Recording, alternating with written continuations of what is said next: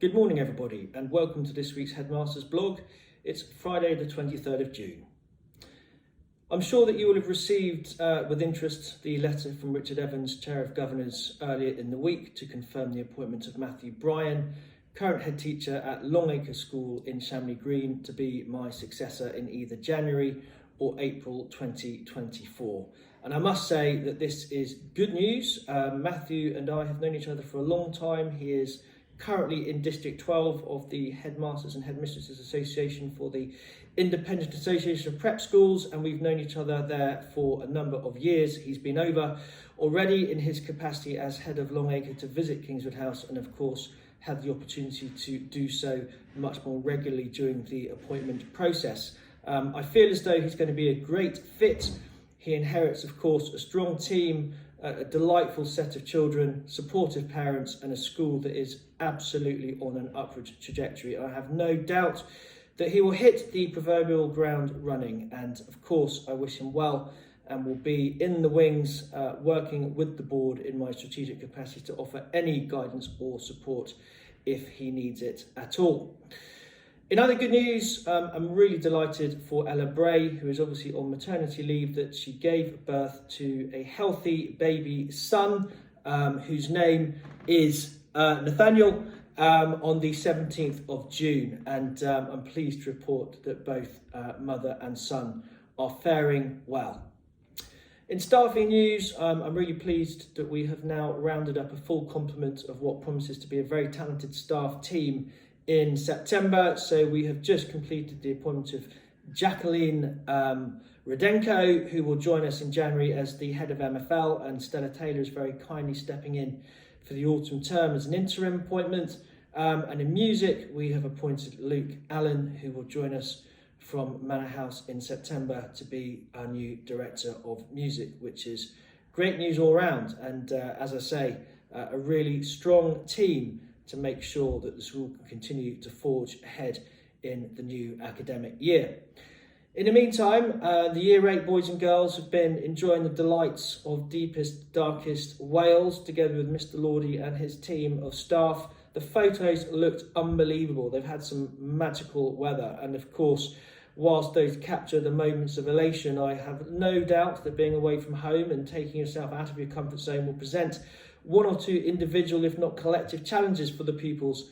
And that is, of course, exactly why we do these trips, is to make sure that they do have experience of taking themselves away from home, away from that comfort blanket, and testing themselves, because how on earth are they ever going to learn how to cope with adversity or to handle pressure if they don't do it in a controlled environment? And of course, it is an incredibly important life skill, and one that complements all-round learning beyond the classroom.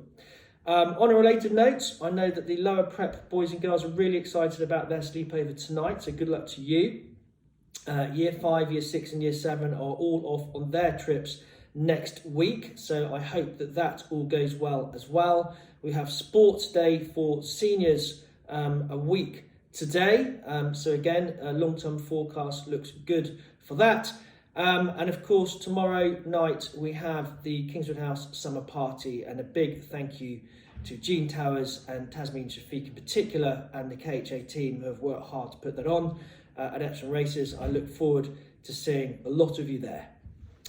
In what I think will be the last mentions in dispatches until the last week of term, well done to Haris Ahmed for showing great imagination. Dylan Senderin, always endeavouring to do his best. Alfie Lucerne, great estimation. Phoebe Whiting, great work in French. And Mahe Barger, really good work in music. Well done to the under-90 cricket team. Maye, Ted, Scarlett, Leo and Ilias for really good improvements, particularly in their sportsmanship as well as their performance. Well done to Elodie Talbot for her enthusiasm every day, working hard on her project. Dexter Braithwaite, Cyril Brockett-Deakins and Fraser Smith all been good buddies to new boys, particularly Dexter, who bought his buddy a pan of chocolat. Angus Vincent and Ben Coppin have had a positive week. Reece Bishop stepped up to play in senior cricket after a player was absent, and he took a wicket. And well done, Ben, another nomination for you for being a really good start in art. Byron Miller, lots of dedication to his learning and always being polite. Well done to all the Year 7s who auditioned for the production last week. It was great to see you being so supportive of each other, says Miss Barnes.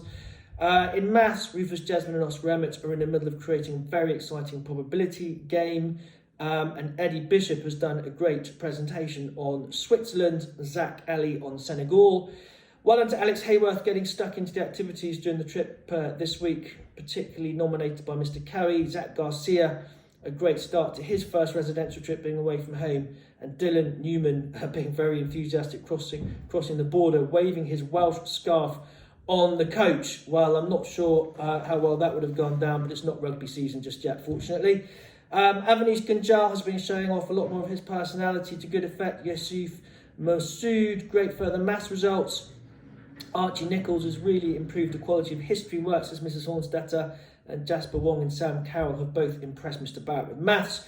Jasper Wong, Theo Walker, Ibrahim Mohammed, Isaac Gahir, Ethan Carroll, Dylan Bishop and Henry Chernow all showed good teamwork and endeavour on their recent geography trip. Ethan Carroll has impressed Mr. Rajaling by offering to help without being asked to do so. And Charlie Leonard just being a great citizen, offering informed time to helping other people with maths. Ivan Tutai, well done to you, always polite and respectful. Ted Bunyard-Ames being positive in his attitude and outlook, even though he hurt his heel on the final day of DFE. Nathan Ashwell and Tommy Wood have both been kind towards others in their teams. Arian Kazi has done some good compass work in maths, and Dan Pepper in particular has made a superb effort in maths. Daniel, I'm really pleased to hear that. Archie Spick, Rory Fitzpatrick have volunteered to help others, says Miss Patel. Ben Hubber showing good motivational skills and leadership. Oscar Davino, great resilience and not giving up on the DV expedition as well. And Patrick Gray, really industrious, meticulous poetry work from Mr. March.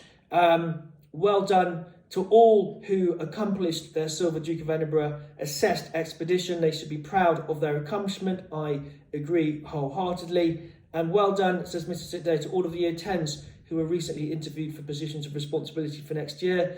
It was a pleasure to interview you, and obviously the results will be forthcoming not in a not too distant future. Finally, Harvey Weems, well done to you.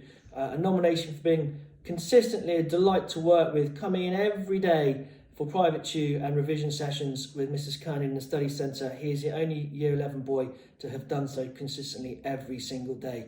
Harvey, I really hope that you get your just desserts on August the 24th. So that rounds off a busy, productive week here at school. We have just under 2 weeks to go. A lot to fit in, a lot to look forward to, a lot to enjoy as we celebrate all of the achievements and the successes throughout the school at the end of the academic year. So in the meantime, I wish you a wonderful weekend and look forward to seeing you tomorrow night if you are attending.